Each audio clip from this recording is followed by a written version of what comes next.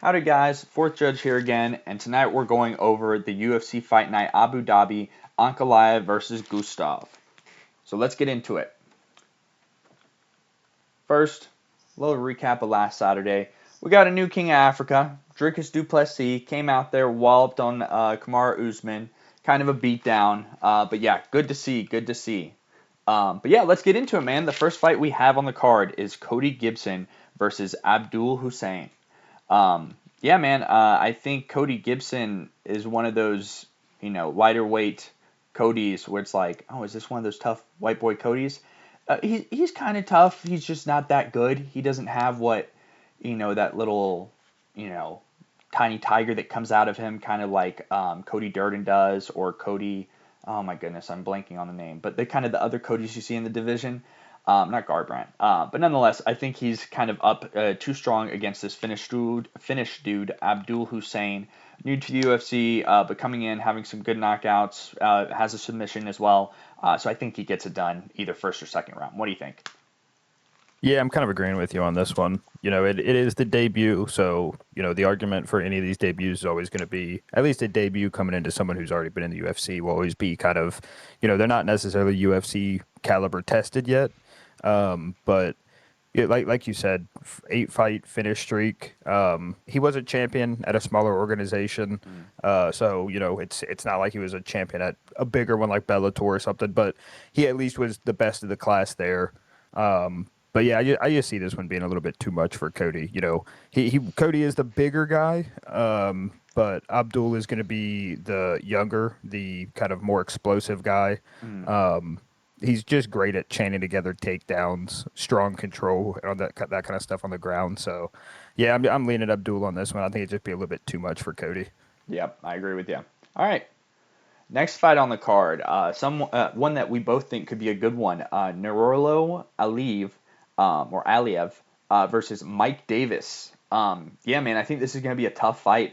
It might not be, I can see it going two ways. It could be either a tough fight or maybe Nurullo kind of, wrestle smothers the entire fight. But I'm going with Mike Davis, man. Mike Davis is pretty good. Ramirez, that's not much to talk about. We just saw him get finished first round by Hooper. But that Fares-Ziam fight, that was a tough fight. That was a 3-round decision.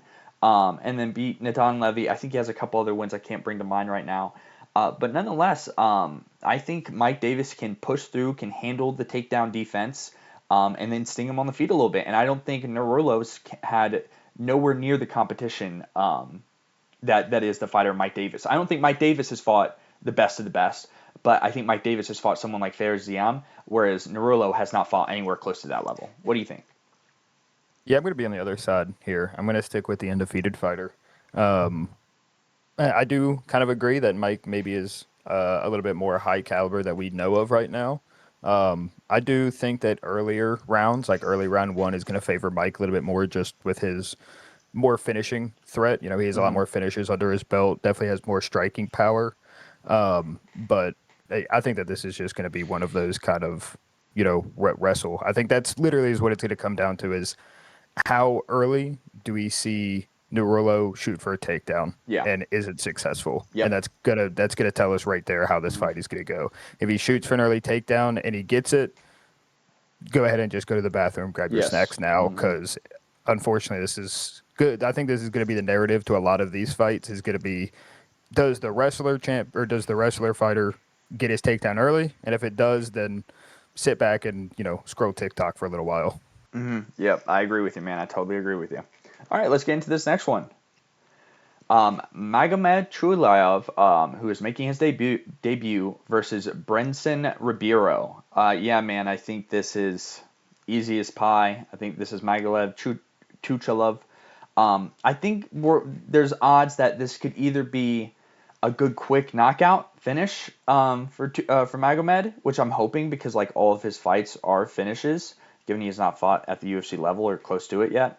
But I also see this sometimes, like you said, you brought up earlier, when it's people's debuts, sometimes the lights are a little bright. And I could see this being just an ugly, kind of dumb, what are you doing decision for him. You know what I'm saying? But more than likely, I'm leaning towards a finish, a KO or a TKO. Ribeiro can get TKO'd and TKO'd.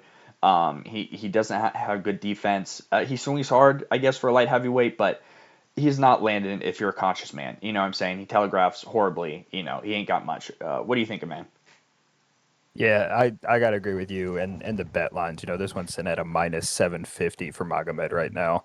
And I think everyone kind of sees why.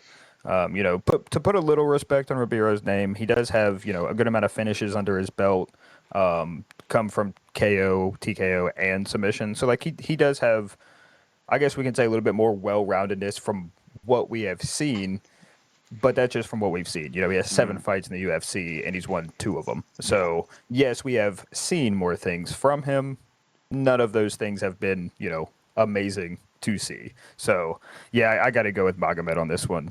He hunts for the finishes. He is riding that win streak.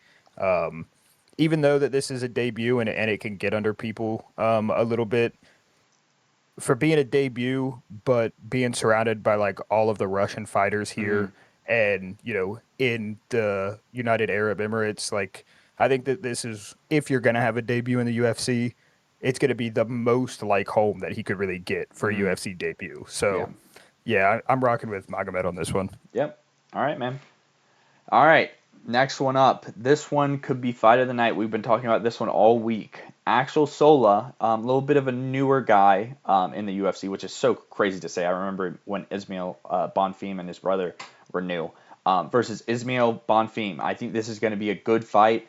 Axel Sola coming off that real tough decision loss to Mason Jones. That was a great fight. Look it up on YouTube if you haven't watched it. But he's the real deal, man. Beat Reese McKee before, which, isn't great. Reese McKee isn't just some pushover. I mean, he's not that good, but still a solid win. And he was so tough in that Mason Jones fight. So, yeah, man, I think if Chris Padilla can lay it on you and knock you out, I think Axel Sola can too. And that's what I see happening. I see a TKO or KO in the first 2 rounds. What do you think, man? Yeah, I kind of like the TKO KO in the first 2. But I'm going to go with Bonfim on this one. I think that, kind of like you were saying, like we've talked about, this is probably fight of the night if I had to take just a guess right now. Axel is, I would argue, a better all-around fighter right now. He can mix up more than what Bonfim can do. But Bonfim is a better striker in general. His combos and his counters and stuff like that are really good. His explosiveness when he kind of like senses a finish is really good. For good or bad on that, it is something that you have to kind of keep in check. If you sense a finish, you don't want to gas yourself out if it's too early. He will be a little bit smaller of the fighter on this one. Sola is better at wrestling, but when it comes to that, just pulling some stats from UFC, you have a 65% significant strike defense with Bonfim and a 75% takedown defense with Bonfim.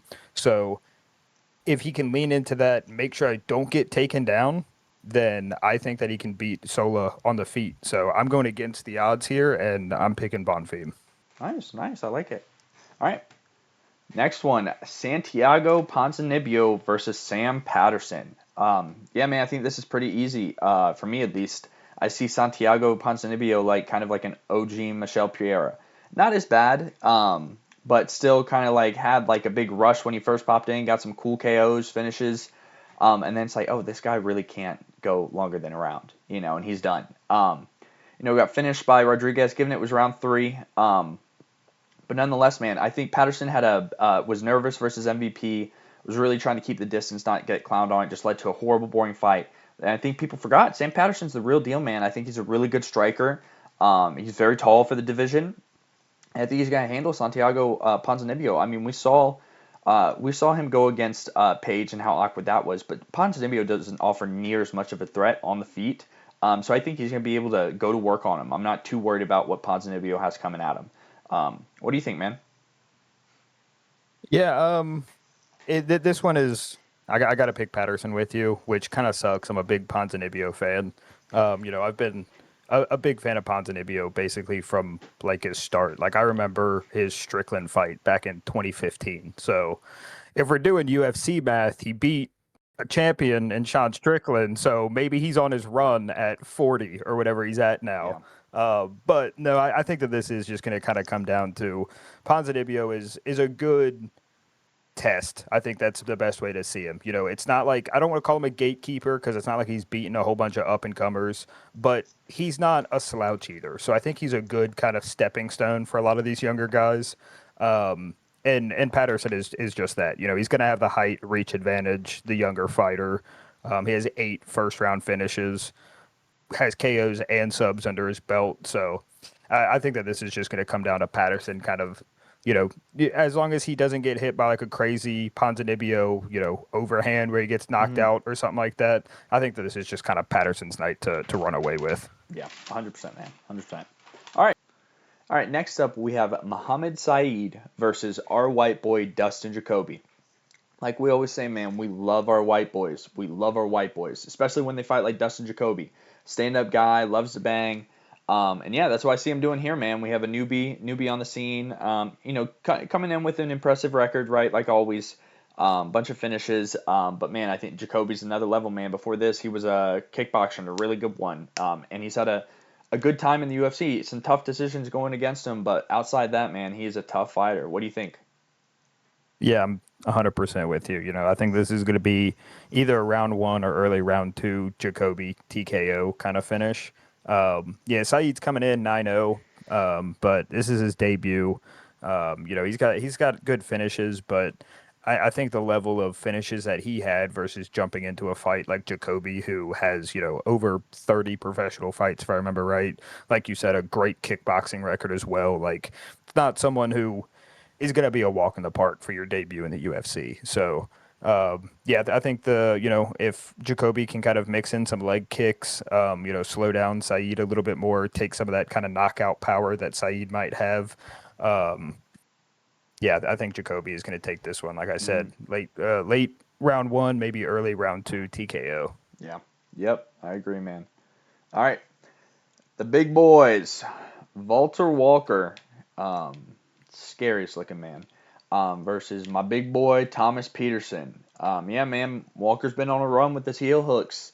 Been going crazy with them, but this is where it ends. My big fat white boy's coming in here and putting an end to it. You can't grab his heel. It don't exist. It's just a blob of meat, man. Thomas Petersen for the win. Split decision. That's what I got. What do you think, man? Yeah, I gotta maybe call it a hype train, but I've been a Walker fan, Walter Walker, for a while. It's I hope he's been talking about how he wants to kind of show that he can box and he can strike too, but I hope that his corner is just like, listen, let's just get an easy win, get the paycheck, not even take any shots, that kind of thing. It's Walker's going to be the bigger guy. He's going to have the height and reach advantage as well. And I just think that his takedown percentage, his accuracy, that kind of stuff is just going to be a big issue for Petersen. So I kind of want to just, I think I might have to put some money on Walker by a sub like round 1 again, just keep the memes rolling, make it 5 in a row kind of thing. And, I'm picking Walker for the reason of longer reach. Maybe he's a crazy boxer and it just doesn't come out. And if he is, he has the reach and height advantage. But yeah, I just see this one being similar. Walker's going to take him down and search for a sub. And just so you guys know, the second guy here, he kind of looks just like Valter Walker. If you want to put some imagination to the voice, he looks just like Valter Walker. But on to the next one. Just as big, too. Yeah. Then we have Abubakar Vagaev versus Saygid Izagakhmaev. Yeah, man, I'm going with Saygid here. He had a tough decision loss against Dalby. Very, very close fight. Could have gone either way. But besides that, man, he's been, he fought at 1, looked good at 1. I think he's a tough guy. I know this other guy just seems like a younger version of what he was doing. Except maybe not ACA is okay, but still not like kind of an LFA or something like that, or Cage Warriors. But given, I'm trusting Saygid to get this one done. It might be a decision. But I could also see him maybe locking up the sub here. But like I said, I think it might be a grueling decision he has to fight out. What do you think? Yeah, I'm going to be on the other side of the fence here. I'm going to go with Abubakar And it's just because of that idea of, Sayyid has showed some issues with kind of the slowing him down and clinch work and stuff. And that falls right into the other side. He's got 19 wins by decision. And it's basically just like, can I throw together some weird strikes, close the distance, grab a hold of you, and then, clinch, maybe look for a trip, get you to the mat, back up, that kind of thing. Obviously, I don't think he's going to want to get into a grappling match, but I think that this is going to look almost identical to that Dalby loss, where he's going to come in, he's going to look for the clinch, close distance, that kind of stuff. I don't see this one being a barn burner fight, if I'm being honest. But I just see similarities with a Dalby fight where we can get a win for Abubakar. Gotcha. All right. On to the next one. We have Rizvan Kuniev versus Tyrell Fortune. So the first thing we want to mention, guys, is this is a number 9 versus number 8 heavyweight ranked in the world. Tyrell Fortune has literally only fought Marcin Tybura, won that by unanimous decision, and then got ranked number 9. I think that is insane. It speaks wonders to, the state of the heavyweight division. But yeah, I think Rizvan has looked kind of impressive. I mean, if we look at his record here, we see he has so many canceled bouts with the likes of Curtis Blades and Ryan Spann. And even when he lost to Curtis Blades, it was on a close split decision. I think Rizvan is a good, solid heavyweight. I don't think he's in that top 5 area, but I think he's in the top 10. Whereas I think Tyrell Fortune is kind of snuck in there. You know what I'm saying? Like, really probably shouldn't be ranked number 9. Maybe top 15. I don't think he's horrible, but I don't think he's a top 10 ranked heavyweight at all. I think Rizvan gets this done by finish, first or second round. What do you think? Yeah, I'm kind of agreeing with you here. The only downside to saying that is that, like, I'm fairly certain that you could just pull one of the drunk dudes from the stands during this fight and he could be a ranked 10 in the heavyweight right now. It is such a terrible division right now. But I kind of agree where even though they're both ranked, I think Tyrell is just not as clean of a fighter. He's going to be dangerous towards the beginning. He is riding a win streak, and he's a little bit more explosive. So I think round 1 and that kind of stuff kind of leans more towards him. But I think Kuniev is just going to be looking for that, as long as he can get takedowns kind of thing, or even just stuff takedowns. Like, that's kind of the thing. I think that it's like I think as long as he keeps the fight in his playing field, then he can kind of do what he wants. It's Tyrell is, I would argue, a better wrestler, but I think that Kuniev could kind of mix in a takedown to get that on the points, not so much as like get a takedown and be like, oh, I'm going to finish this on the ground. But, they're big dudes, so you throw some strikes in, you shoot for a takedown. Not too hard to trip someone up and get him down as long as he can get back up. There you go. That's some points for you. But, yeah, I mean, his defensive wrestling is good, so Tyrell is going to look for takedowns, and I think that the defensive wrestling on Kuniev's side is kind of where this is going to sit. Kuniev is sitting at about 4 significant strikes per minute, which is twice of what Tyrell is on. So I think that that's going to be kind of the thing is, like, can Kuniev defend the takedowns that Tyrell will be looking for, maybe mix in some of his own just to kind of get some points, and then basically just keep Tyrell at his striking distance. Yeah, man. 100%. All right, next up we have Damian Rizabecki versus old John Pork, Magomed Zanukov. Yeah, man, I'm going with the upset here. I'm going with Damian Rizabecki. I think Magomed's a little overhyped. I think he's solid. I think he is, but I think he's due for a derailment, and I want to try and predict it. I think my Polish boy is going to come in here. I think he's Polish, and surprise everyone and take a unanimous or split decision win here. Magomed's Contender Series win didn't impress me too much. But yeah, man, I'm going to go with the upset with Damian. What do you think? Yeah, I'm going to go Magomed on this one. I kind of like I agree in the idea of his Contender Series didn't necessarily, blow my socks off. But I do see that as he has striking potential. And he also is pretty tested at a full 15 minutes. Take that as you will. Maybe he likes to strike and he goes 15 minutes pretty often, so he might not be a crazy threat, on the feet. But, being a Dagestani fighter, he has to have some type of wrestling background. So that's kind of how I look at it. If he's a Dagestani fighter that stands, then his boxing has to be pretty decent. And it's not like he's not going to have any wrestling coming out of a camp like that. Yeah. So that's kind of my thing is that, if he likes to forward pressure with his strikes, which I think will kind of keep Rizbeki on his back foot, which will kind of make him less dangerous in his striking. I think that's kind of the way to the finish here. Yeah. Maybe not even finish, but I'll say to the end.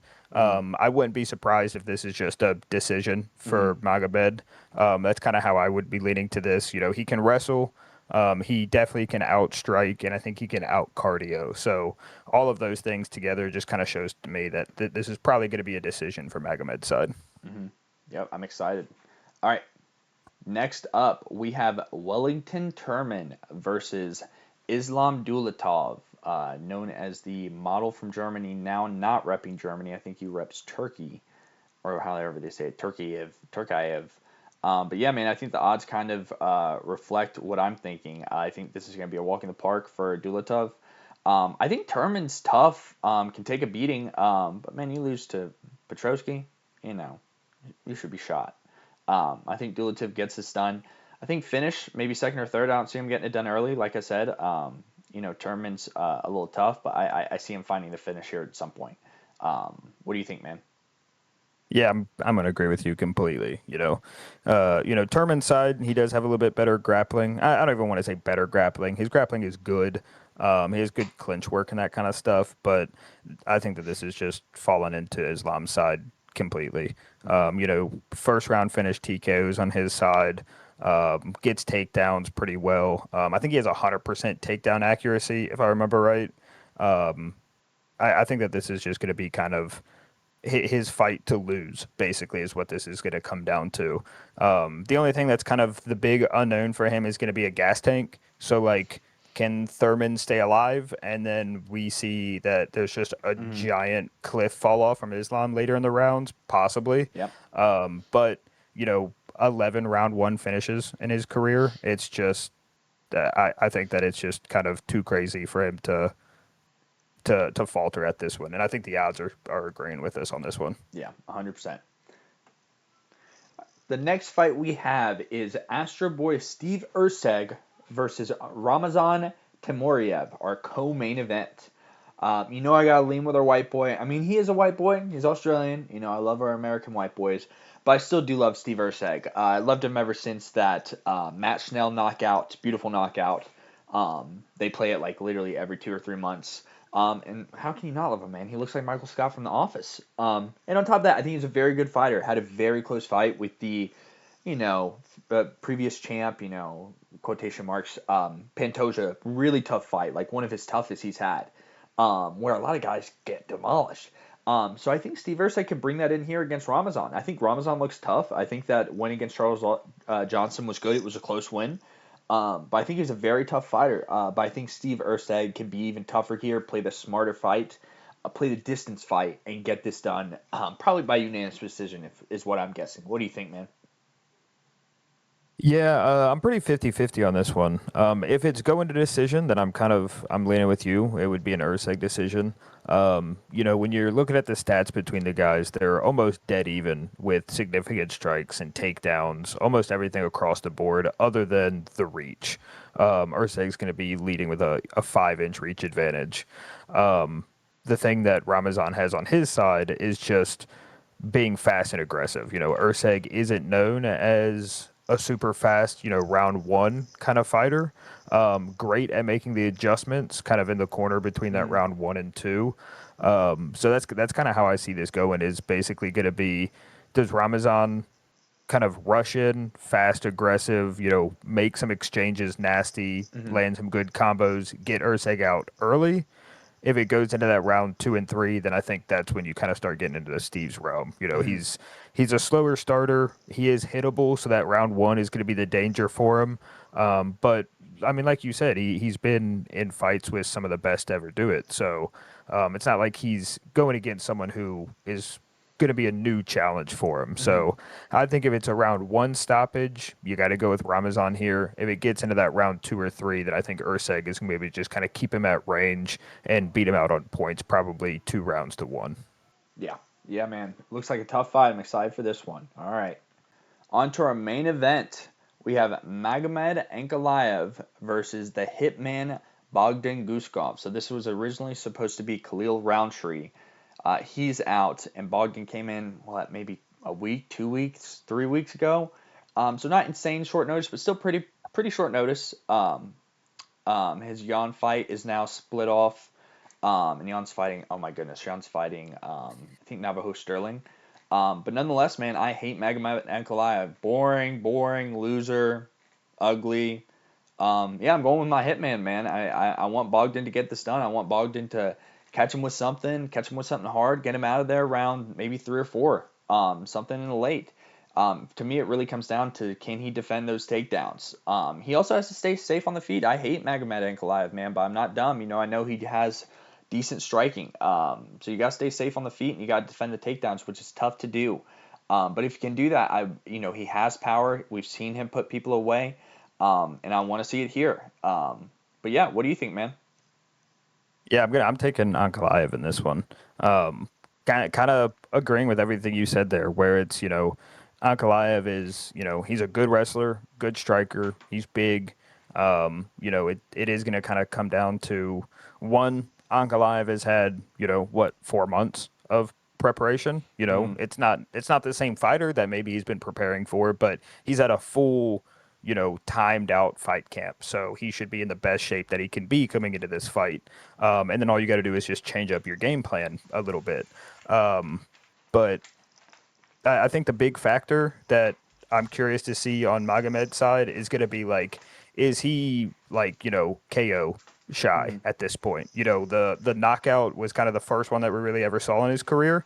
So I think that's going to be the big question is he shy to be standing in front of someone? Because he has good hands as well. So can he get it done on the feet? And if he can't, then is he going to be able to wrestle? So I think that's going to be the 2 big things is he totally fine and ready to fight again?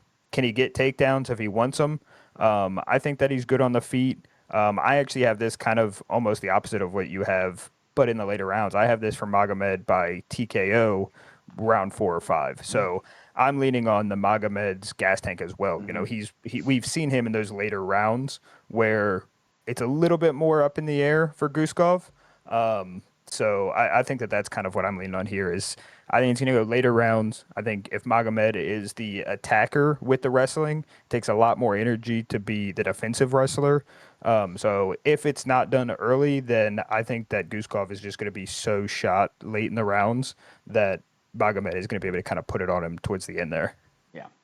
Excited to see this, man. Excited to see this. All right, let's wrap this up. The Hitman, a.k.a. Mr. Worldwide, getting it done this weekend. Let's go. All right, let's get into the bets. Take it away, man. What do we got? Yeah, so again, guys, this is pulled off FanDuel. This is Wednesday, about 9:30 p.m. Eastern. But I think that these are all kind of obvious bets that are the odds are a little bit more in our favor if you want to take them, just because there's possibility to the other side is why that these aren't closer to the minus money. Like I said when I was talking about him, Walker by sub. I think that you just kind of have to go with the meme. I think that he's too good on the ground to not look for a sub, and then just taking it by a sub and not trying to juice up the money and get up to a plus 600 when you talk about round 1. Even if it goes into the later rounds, I still think Walker's ground game is just going to be too deadly. And then Dustin Jacoby, like you said, he's someone who we like because he just wants to stand and bang. His experience and past in the kickboxing world, I think, is really going to favor him in this. I have him more of an early TKO KO.